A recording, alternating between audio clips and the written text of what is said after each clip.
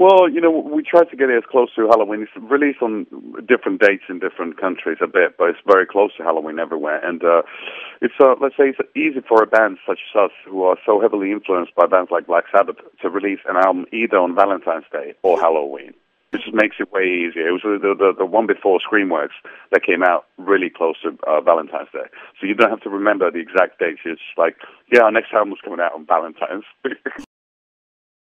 Halloween still, I'm not sure how it is over there, but it's still not a super big thing in Finland. It's not as commercial as it is in America or in, let's say, in England.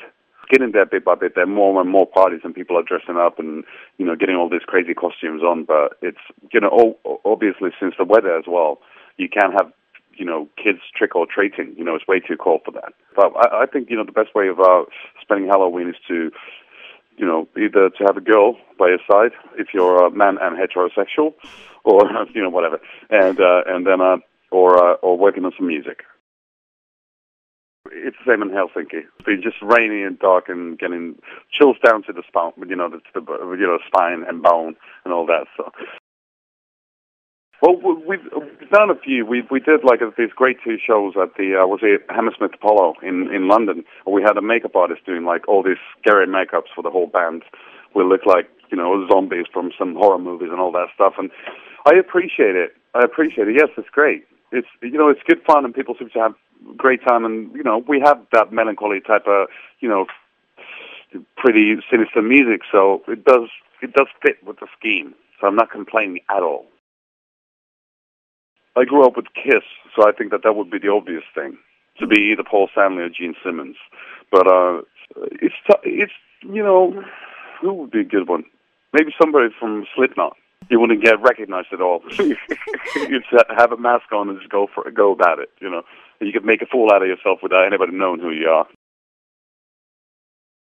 Anything that Dario Argento would make. One of our favorite horror movie directors. The Italian fellow who did Suspiria. The Italian classics. And he's a great director and has done great movies, stuff that has inspired us musically and very many others. Obviously, John Carpenter is great. He does most of the music himself, but maybe one day we'd have the chance of convincing him to use some of our music. Everybody in the band, we love H.P. Lovecraft, all the old school 20s horror type of stuff. I heard that Peter Jackson, the guy who did the Lord of the Rings, the director, that he was working on making not a remake, but a film out of H.P. Lovecraft's At the Mountains of Madness. There was a rumor a couple of years back. I'm not sure whether they shelved it. I think that the most important thing that you can have with a song is an emotional connection. It doesn't really matter what the song is about. You hear a song, and at a certain moment in your life, and it reacts with you. It's like a chemical, reaction. It stays with you forever. It's like a song is tattooed on your skin. We try to make our own interpretations that have our own vibe, but still are, that we're still trying to appreciate where the song comes from and to appreciate the original vibe and the original sentiments of it.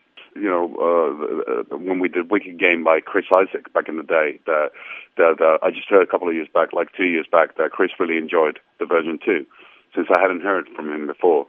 It was really, really nice. I think originally the song was released in '96, and that was the time when we got signed for the first time. We had a record deal going, and I heard the song because it was on the same label. Mm-hmm. So they had posters of that guy, Kay Grivois, posters of the guy all around the office and stuff like that, and I was wondering, who the hell is that guy, and blah, blah, blah. And I got the album, and I fell in love with that song. And that's one of the songs that, these random songs that keep on following you throughout the years.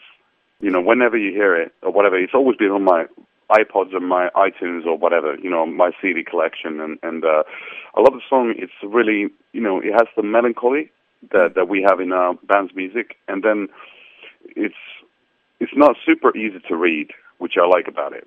It's not very, it's direct, but it still has that sense of, what would you call it? Mysticism And I'm really happy. I was in touch actually with Kay, the guy who wrote the song and who performed it originally, and he really enjoyed our version of it. So I'm super happy about that.